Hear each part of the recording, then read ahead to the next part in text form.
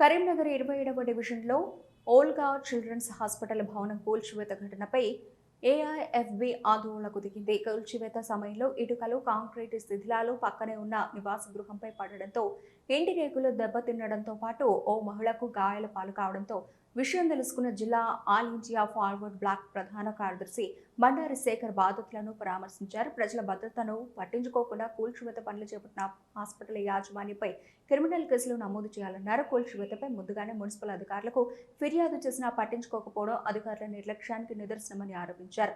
బాధిత కుటుంబానికి జరిగిన నష్టపరిహారాన్ని చెల్లించడంతో పాటు దెబ్బతిన్న ఇంటిని పునర్నిర్మించి ఇవ్వాలన్నారు. ఈ ఘటనలో నిర్లక్ష్యంగా వ్యవహరించిన అధికారులపై చర్యలు తీసుకోవాలని బండారి శేఖర్ డిమాండ్ చేశారు.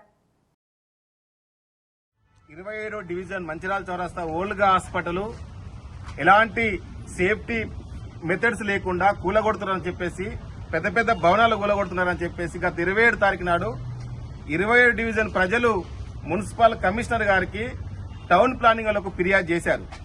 ఆ ఫిర్యాదును పట్టించుకోకపోగా ఈరోజు పొద్దున 10 గంటలకు ఓల్గా హాస్పిటల్ 3 అంతస్తులు 4 అంతస్తుల భవనాన్ని కూల్చేటప్పుడు పక్కనే ఉన్నటువంటి వేణు వాళ్ళ కవిత వాళ్ళ ఇంటి మీద పడడం వల్ల ఇల్లు మొత్తం పెద్ద శబ్దం వచ్చి రేకులు మొత్తం కూలిపోయి దాని మీద దాదాపు ఒక 10 టన్నుల బండలు ఆ ఇంటి మీద ఉన్నాయి రేకుల మీద.